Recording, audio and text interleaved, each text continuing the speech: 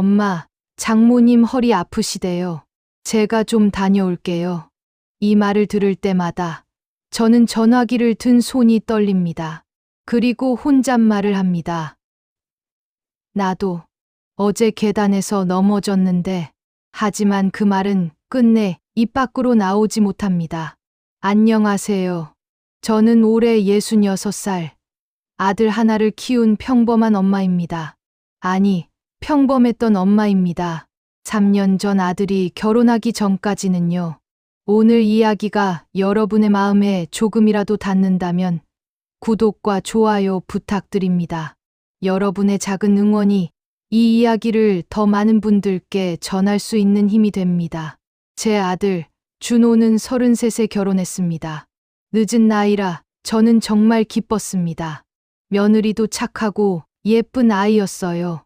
어머님, 잘 부탁드려요. 첫 인사를 하던 그 아이의 맑은 눈동자가 아직도 생생합니다. 저는 속으로 다짐했습니다. 좋은 시어머니가 되어야지. 요즘 시대에 맞게 간섭하지 말고 사이좋게 지내야지. 그렇게 결혼식을 올렸고 신혼집을 마련해 주었습니다.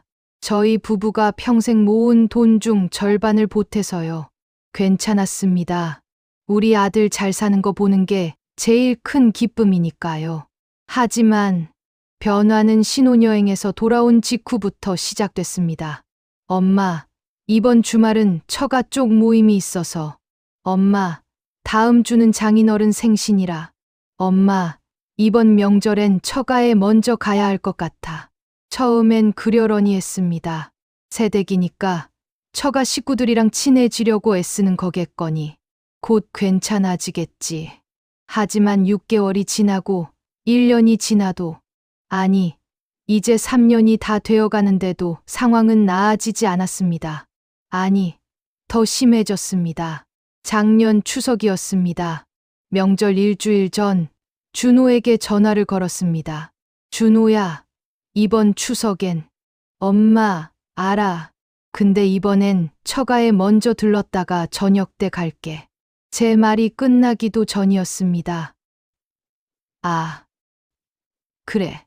그럼 저녁 준비해 놓을게. 아, 그리고 엄마, 우리 저녁 먹고 바로 가봐야 할 것 같아. 장모님이 몸이 안 좋으셔서. 전화를 끊고 나서 저는 한참을 멍하니 서 있었습니다. 그날 오후 3시부터 차례상을 차리기 시작했습니다. 아들이 좋아하는 잡채도 만들고 동그랑땡도 부치고 갈비찜도 했습니다. 저녁 7시가 되어서야 문이 열렸습니다. 어머니, 안녕하세요. 며느리의 인사는 여전히 공손했지만 어딘가 형식적이었습니다. 아들은 피곤한 얼굴로 거실 소파에 앉았어요. 많이 피곤하니? 응. 처가에서 친척들이 많이 오셔서. 식사 시간은 40분 정도였습니다. 예전에는 명절이면 밤늦게까지 이야기꽃을 피우곤 했는데, 엄마, 우리 이만 가볼게. 장모님이 약 드실 시간이라. 그렇게 그들은 떠났습니다. 설거지를 하면서 저는 울먹였습니다. 옆에서 지켜보던 남편이 제 어깨를 토닥였지만 그 위로조차 마음을 채우지 못했습니다. 하지만 이건 시작에 불과했습니다. 며칠 뒤 저는 우연히 준호의 아내, 제 며느리의 SNS를 보게 되었습니다.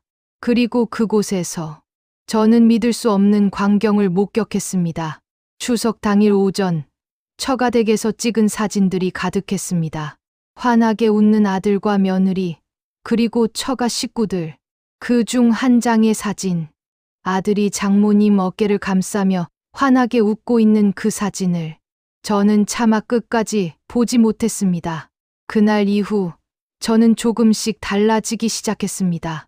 아들에게 전화하는 횟수를 줄였습니다. 한 달에 서너 번 하던 통화를 한두 번으로, 그마저도 제가 먼저 거는 게 아니라 아들이 전화할 때까지 기다렸습니다. 어느 날은 3주를 기다렸습니다. 3주 동안 단 한 통의 전화도 없었어요. 결국 제가 먼저 전화를 걸었습니다.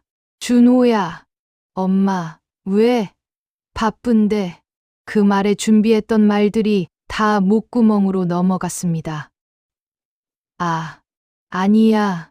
그냥 목소리 듣고 싶어서. 엄마, 나 지금 회의 들어가야 돼. 나중에 전화할게. 뚜뚜뚜. 전화기를 내려놓고 저는 한숨을 쉬었습니다. 나중에라는 그 전화는 오지 않았습니다. 설이 다가왔습니다. 1월 중순쯤 아들에게서 택배가 하나 도착했습니다. 설 선물이었어요. 포장을 뜯어보니 건강즙 한 박스였습니다. 그래도 보내줬네. 감사한 마음에 아들에게 문자를 보냈습니다. 선물 잘 받았다. 고맙다, 아들. 답장은 다음 날 저녁에 왔습니다. 네. 단 한 글자. 그런데 며칠 뒤 저는 또다시 며느리의 SNS를 보고 말았습니다. 제가 왜 자꾸 들어가 보는지 스스로도 한심했습니다. 하지만 멈출 수가 없었어요. 그곳에는 우리 사위가 어머니 생신 선물로 백화점 상품권이랑 한정판 핸드백 선물했어요. 우리 딸이 복 받았네요. 효자 사위 두어서 좋아요.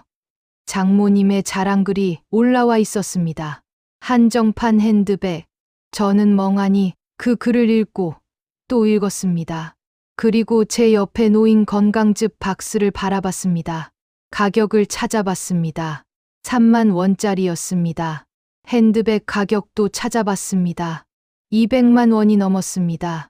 그날 밤 저는 잠을 이루지 못했습니다. 제 생신은 3월입니다. 예년 같으면 아들이 일주일 전쯤 전화를 해서 물어봤습니다. 엄마, 생일에 뭐 먹고 싶어? 우리 외식할까? 하지만 올해는 생일 이틀 전이 되어도 연락이 없었습니다. 하루 전이 되어도 없었습니다. 생일 당일 아침, 저는 핸드폰을 들여다보며 하루를 시작했습니다. 혹시 아들이 깜빡했을까봐 제가 먼저 연락하기도 뭐하고 오전 내내 초조하게 기다렸습니다. 오후 3시쯤 핸드폰이 울렸습니다. 준호. 달려가서 전화를 받았습니다. 여보세요? 회원님, 신용카드 무이자 할부 안내 말씀드리려고 텔레마케팅 전화였습니다. 저녁 7시. 드디어 아들에게서 전화가 왔습니다. 엄마, 생일 축하해. 응, 미안. 낮에 일이 너무 바빠서. 이따 늦게라도 갈게. 아니야, 괜찮아. 바쁘면 안 와도 돼. 제 목소리는 떨리고 있었지만 아들은 눈치채지 못했습니다. 그래? 그럼 주말에 갈게. 그때 밥 사줄게. 응.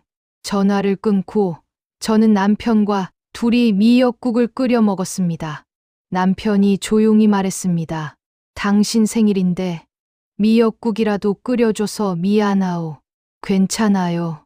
당신이 끓여줘서 고마워요. 하지만 마음 한구석은 너무나 허전했습니다. 주말이 되었습니다. 아들이 약속대로 찾아왔습니다. 엄마, 늦게 와서 미안해. 생일 축하해. 아들은 작은 케이크 하나를 들고 있었습니다. 함께 케이크를 먹으며 이야기를 나눴습니다. 그러다가 아들이 말했습니다. 아, 맞다. 엄마, 다음 주에 장인어른 장모님 여행 보내드리기로 했어. 여행? 응, 결혼 기념일이래. 제주도 4박 5일로. 저는 숟가락을 내려놓았습니다. 그래? 좋겠다. 장모님이 엄청 좋아하시더라. 평생 제주도 가보고 싶어 하셨대. 아들의 얼굴은 환했습니다. 우리 집사람이 효녀라니까 부모님 생각이 많아.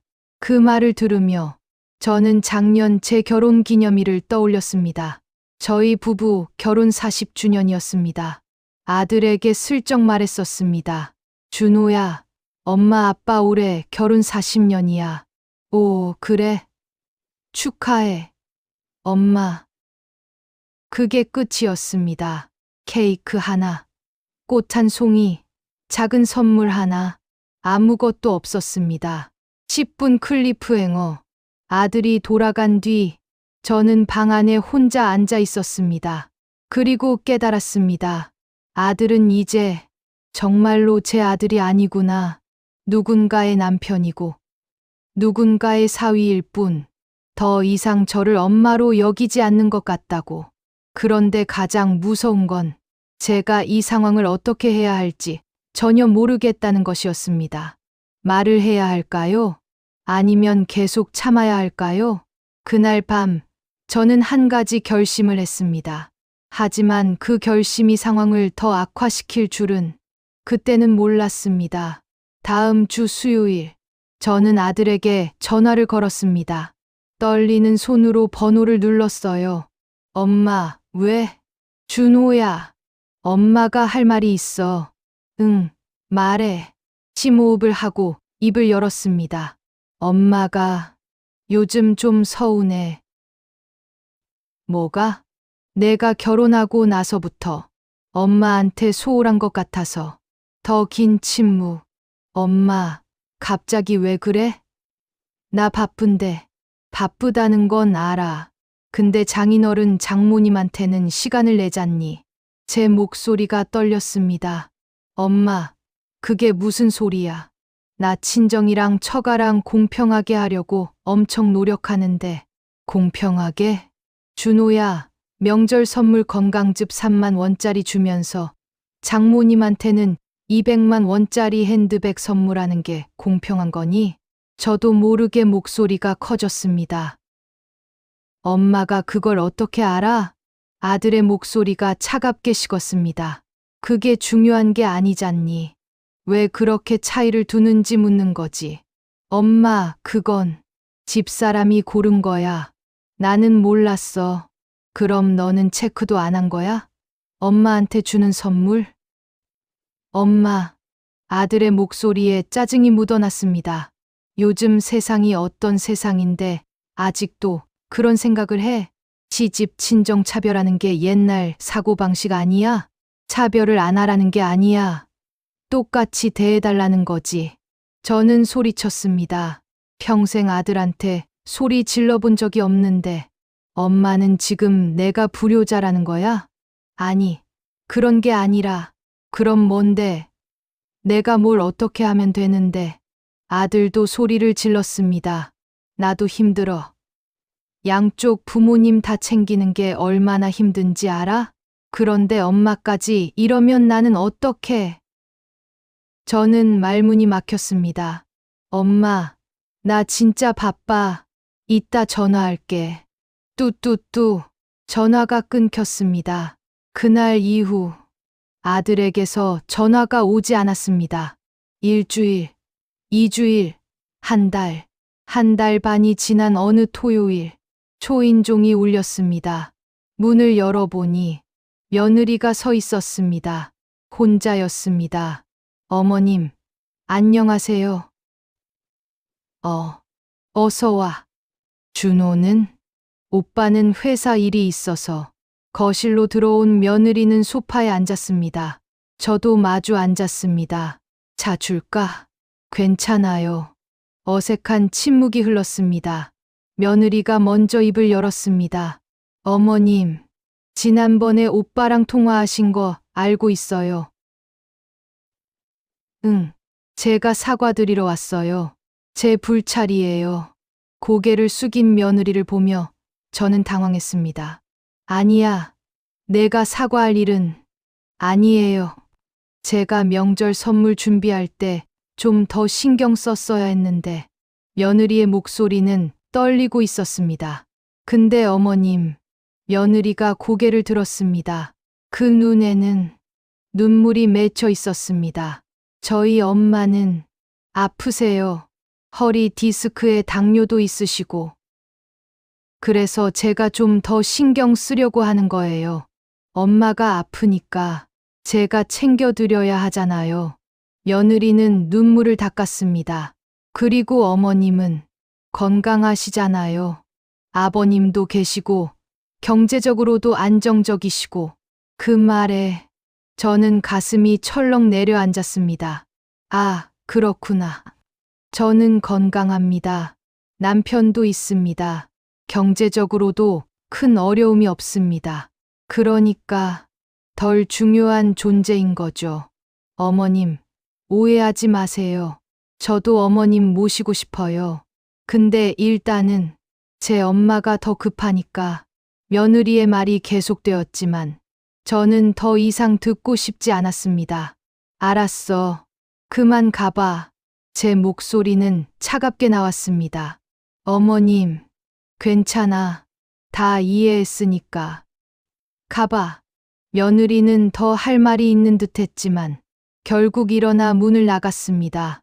그날 이후 저는 더 이상 아들에게 먼저 연락하지 않았습니다. 아들도 연락하지 않았습니다. 2달이 지났습니다. 그 사이 어버이날이 있었습니다. 카네이션도, 전화도, 문자도 아무것도 오지 않았습니다. 저는 그날 하루 종일 침대에 누워 있었습니다. 남편이 걱정스럽게 물었습니다. 준호한테 전화해 볼까? 하지 마요. 괜찮아요. 하지만 괜찮지 않았습니다. 며느리의 SNS에는 우리 오빠가 어머니 어버이날 선물로 목걸이 사드렸어요. 엄마 너무 좋아하셔서 매일 하고 다니세요. 그런 글이 올라와 있었으니까요. 그렇게 석 달이 흘렀습니다. 어느 날 저녁, 초인종이 울렸습니다.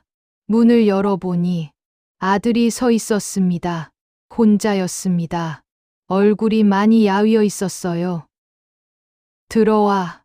아들은 말없이 안으로 들어왔습니다. 거실에 앉은 아들은 한참을 말이 없었습니다. 그리고 드디어 입을 열었습니다. 엄마, 아들의 목소리가 떨렸습니다. 우리 이혼할 것 같아. 그 한마디에 제 세상이 무너져 내렸습니다. 뭐라고? 제 목소리가 떨렸습니다. 이혼 한다고? 아들은 고개를 떨구었습니다. 집사람이 일주일 전에 짐 싸서 처가로 갔어. 저는 그 자리에 그대로 굳어버렸습니다. 무슨 일이 있었니? 엄마, 아들이 고개를 들었습니다. 그 눈에는 눈물이 가득했습니다. 내가 너무 잘못했어. 엄마한테도, 집사람한테도. 아들은 떨리는 목소리로 말하기 시작했습니다. 엄마가 전화했을 때, 나 화냈잖아. 그날 집에 가서 집사람한테 화풀이했어. 우리 엄마가 당신 때문에 서운하대. 당신이 선물 차별한다고. 내가 불효자 됐다고. 그렇게 집사람한테 따졌어. 제 가슴이 철렁 내려앉았습니다. 그래서 집사람이 울면서 말하더라고. 오빠가 괜찮다고 했잖아. 내 엄마 아프니까 먼저 챙기자고 했잖아. 아들의 목소리가 더 떨렸습니다. 그게 맞았어. 엄마, 내가 먼저 그렇게 말했어. 장모님이 아프니까 우선 처가 쪽을 좀 더 챙기자고. 우리 부모님은 건강하시니까 조금 양해해달라고. 내가 집사람한테 그렇게 말했었어. 저는 할 말을 잃었습니다. 그리고 명절마다 처가 먼저 가자고 한 것도 나였어. 엄마는 이해해 주실 거라고 집사람한테 그렇게 말했어. 아들은 두 손으로 얼굴을 감쌌습니다. 근데 정작 엄마가 서운하다고 하니까 나는 집사람한테 화를 냈어. 내 잘못을 집사람한테 떠넘긴 거야. 준호야, 그렇게 3년을 살았어. 엄마, 집사람은 3년 동안 나 때문에 자기 잘못도 아닌 걸로 눈치 보고 미안해하고. 아들의 어깨가 떨렸습니다. 그러다가 일주일 전에 장모님이 쓰러지셨어. 갑자기 허리가 너무 아프다고. 병원에 갔더니 디스크가 심각하대. 수술이 필요한데 비용이 많이 든대. 아들이 주머니에서 통장을 꺼냈습니다. 나 그동안 모은 돈으로 수술비 내려고 했어. 근데 집사람이 거부하더라고. 왜? 오빠 부모님은 어떡하려고? 혹시 나중에 장인어른, 장모님만 챙겼다고 또 싸울 거 아냐? 아들은 쓴웃음을 지었습니다. 그 말을 듣는데 가슴이 무너지더라. 집사람이 3년 동안 얼마나 힘들었을지. 그래서 내가 말했어. 당신 엄마 수술부터 하자. 우리 부모님은 내가 따로 챙길게. 근데 집사람이 아들의 목소리가 막혔습니다. 이제는 뭘 어떻게 해도 오빠 엄마한테 미안하고 오빠한테도 미안해. 나 이제 못하겠어. 그렇게 말하고 짐 싸서 나갔어. 저는 한참을 멍하니 앉아 있었습니다. 그리고 깨달았습니다. 제가 얼마나 큰 실수를 했는지. 며느리를 원망했습니다. 아들을 탓했습니다. 하지만 정작 문제는 제가 만들었던 겁니다. 준호야. 제 목소리도 떨렸습니다. 엄마가 잘못했구나. 엄마가 너무 어리석었어. 내가 처가를 챙기는 게 잘못이 아니었는데. 눈물이 흘러내렸습니다. 장모님은 아프셨잖니. 며느리는 당연히 엄마를 걱정했을 거고. 엄마, 근데 나는 그걸 질투했어. 내 아들을 빼앗긴다고 생각했어. 저는 아들을 바라봤습니다. 미안해, 준호야. 엄마가 내 결혼 망쳤구나. 아니야, 엄마 잘못 아니야. 아들이 제 손을 잡았습니다. 내 잘못이야. 내가 양쪽을 제대로 조율하지 못했어. 엄마한테도 사정을 제대로 설명하지 않았고, 집사람한테는 책임을 떠넘겼고, 우리 모자는 한참을 울었습니다. 그날 밤, 저는 남편과 긴 대화를 나눴습니다. 여보, 내가 너무 심했나 봐. 당신 잘못이 아니오. 서운했을 수 있지. 아니야. 나는 내 감정만 생각했어. 며느리가 얼마나 힘들었을지, 준호가 얼마나 고민했을지 한 번도 제대로 생각해 본 적이 없어. 남편이 제 손을 잡았습니다. 이제라도 알았잖소. 고칠 수 있소. 고칠 수 있을까? 해봅시다. 다음 날 아침, 저는 결심했습니다. 며느리에게 직접 사과하러 가기로. 처가댁 주소를 물어서 아들 몰래 찾아갔습니다.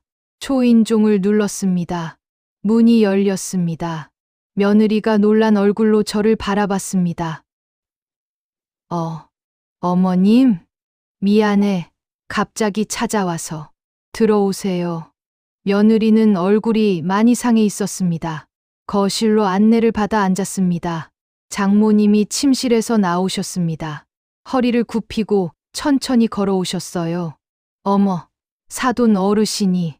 안녕하세요. 갑자기 찾아와서 죄송합니다. 아니에요. 앉으세요. 우리 셋은 거실에 마주 앉았습니다. 저는 며느리를 바라봤습니다. 은지야. 며느리의 이름을 부르는 게 얼마만인지. 어머님, 엄마가 정말 미안했어. 며느리의 눈이 흔들렸습니다.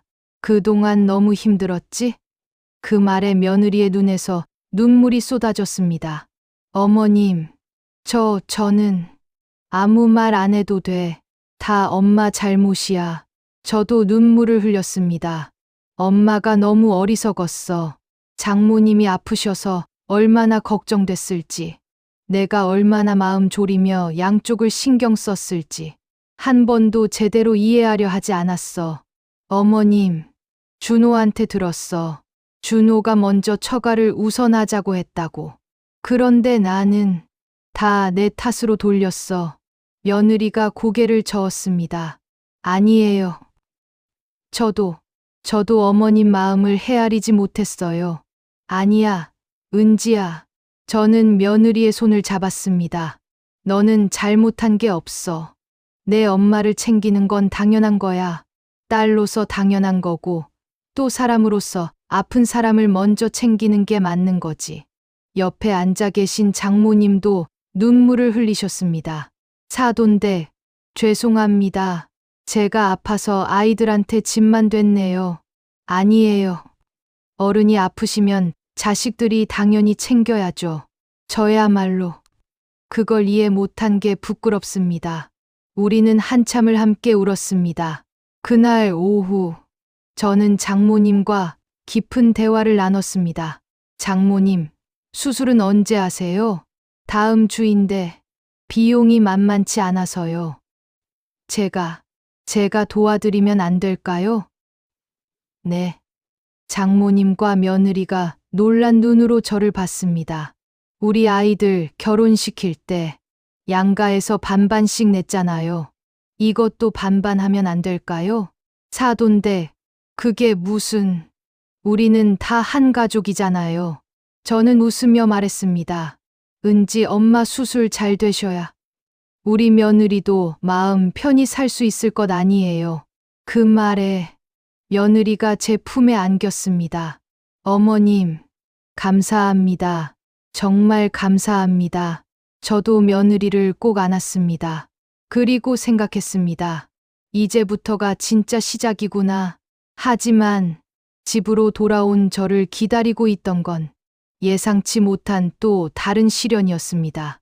집에 도착하자마자 남편이 물었습니다. 어디 갔다 오는 거요?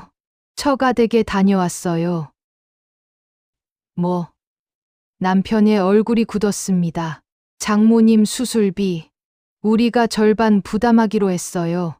당신이 미쳤소? 남편이 처음으로 목소리를 높였습니다. 그 돈이 얼마인데, 우리 노후 자금인데. 여보, 아니, 며칠 전까지 서운하다고 울고불고 하더니, 이제 와서 돈까지 대주겠다고? 남편의 목소리가 떨렸습니다. 우리 아들이 불효했다면서요? 그런 아들 위해서 우리 노후 자금을 써요? 여보, 이건 아들 때문이 아니에요. 저는 차분하게 말했습니다. 사람이 아파서 힘들어하는데 그걸 모른 척할 수는 없잖아요. 그건 그 집 사정이잖소. 우리 며느리 친정 엄마예요. 우리랑 가족이 된 사람이잖아요. 남편은 한숨을 쉬었습니다. 당신 정말 후회 안 할 거요? 네, 후회 안 해요.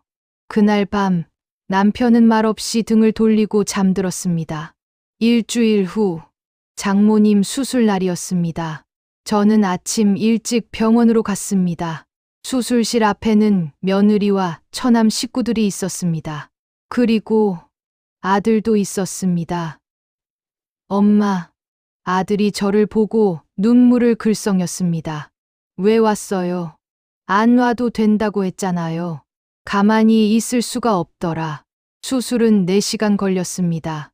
그 시간 동안 우리는 함께 기다렸습니다.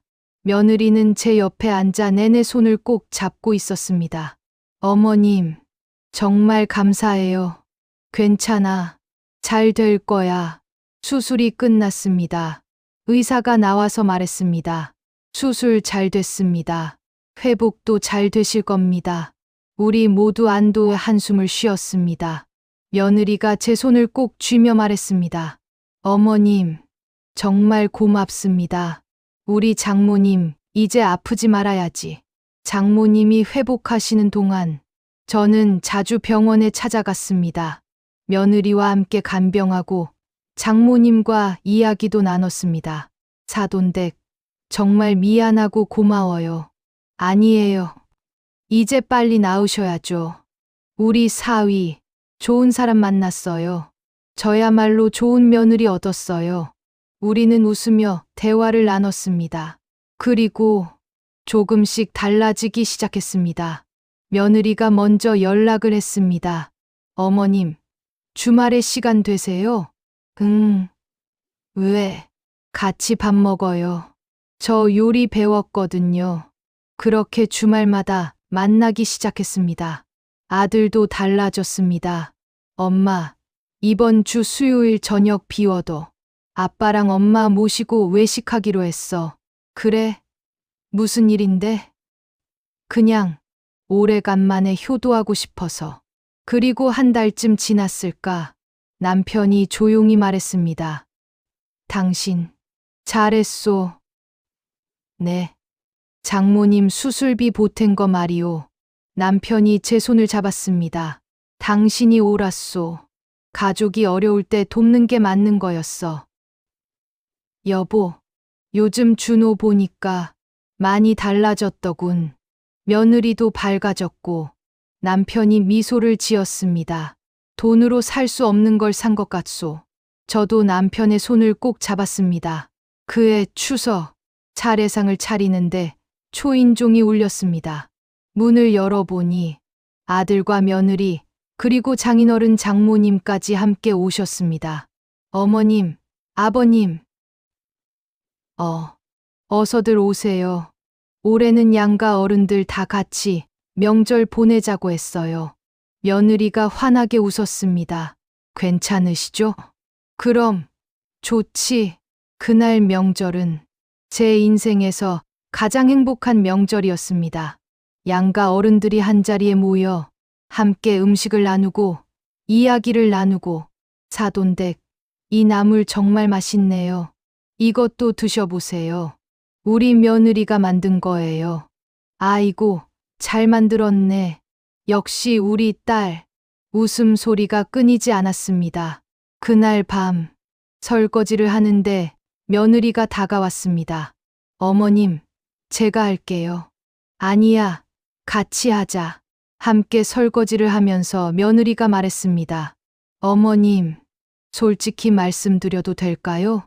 그래, 뭔데? 처음엔 어머님이 너무 힘들었어요. 며느리가 조심스럽게 말했습니다. 제 엄마만 챙긴다고, 오빠를 빼앗아 간다고 느끼시는 것 같아서 어떻게 해야 할지 모르겠더라고요. 그랬구나. 근데 요즘은 정말 어머님이 엄마 같아요. 며느리의 눈에 눈물이 맺혔습니다. 제 엄마 수술할 때 진짜 친엄마처럼 걱정해 주시고 돌봐주시고 그때 깨달았어요. 어머님이 진짜 가족이구나. 저도 눈물이 났습니다. 은지야, 엄마가 늦게 깨달아서 미안해. 아니에요. 이제라도 이렇게 가까워져서 감사해요. 우리는 안아주었습니다. 1년이 지났습니다. 명절은 양가가 번갈아 가며 함께 보냅니다. 어느 집에서 하든 우리는 함께 합니다. 선물도 더 이상 비교하지 않습니다. 마음을 담아 주고받을 뿐입니다. 아들은 일주일에 한 번씩 저희 집에 들립니다. 며느리도 함께요. 가끔은 며느리가 혼자 와서 수다를 떨기도 합니다. 어머님, 이거 어떻게 만들어요? 이리 와봐. 엄마가 알려줄게. 부엌에서 함께 요리하며 웃습니다. 어느 저녁, 내 가족이 모두 모여 저녁을 먹었습니다. 아들과 며느리, 저와 남편, 잘 먹겠습니다. 함께 식사를 하는데 문득 깨달았습니다. 가족이란 피로 연결된 것만이 아니구나. 마음으로 연결되는 거구나. 제가 원했던 건 아들이 저만 사랑해주는 게 아니었습니다. 아들이 행복한 거였습니다. 사랑하는 사람을 소중히 여기고 도움이 필요한 사람을 돕고 가족을 아끼는 그런 아들. 그게 제가 키운 아들이었습니다. 그걸 이제야 제대로 본 겁니다. 엄마, 뭐 생각해? 응. 아무것도 아니야. 저는 웃었습니다. 그냥 너희들 보니까 좋아서. 엄마, 아들이 제 손을 잡았습니다. 사랑해, 엄마. 나도 사랑해, 아들. 결혼한 아들. 이제 저는 압니다. 아들은 제 곁을 떠난 게 아니라 더 큰 사랑을 배우러 간 거였습니다. 그리고 저도 배웠습니다. 사랑은 가두는 게 아니라 키워주는 거라는 걸. 내 것이라고 집착하는 게 아니라 함께 나누는 거라는 걸. 이제 저는 2명의 자식이 생겼습니다. 아들 하나, 딸 하나, 그리고 사돈 어른들이라는 새로운 가족도 생겼습니다. 가끔 힘들 때도 있습니다. 서운할 때도 있습니다. 하지만 이제는 압니다. 그럴 때마다 대화하고 이해하려 노력하면 된다는 걸. 완벽한 가족은 없습니다. 하지만 서로를 이해하려는 가족, 서로를 아끼는 가족, 그런 가족은 만들 수 있습니다. 저처럼요. 여기까지 제 이야기였습니다. 혹시 이 이야기를 들으시는 분 중에 저와 비슷한 고민을 하고 계신 분이 있다면 조금만 용기 내보세요. 먼저 손 내밀어 보세요. 이해하려고 노력해 보세요. 늦었다고 생각하지 마세요. 저도 60대 중반에 깨달았으니까요. 가족의 형태는 달라져도 사랑의 본질은 변하지 않습니다. 여러분 모두 따뜻한 가족의 사랑 안에서 행복하시길 바랍니다. 이 이야기가 여러분께 작은 위로가 되었다면 구독과 좋아요 부탁드립니다. 그리고 댓글로 여러분의 이야기도 들려주세요. 혼자가 아닙니다. 우리 함께 이야기 나눠요. 다음에도 더 좋은 이야기로 찾아뵙겠습니다. 감사합니다.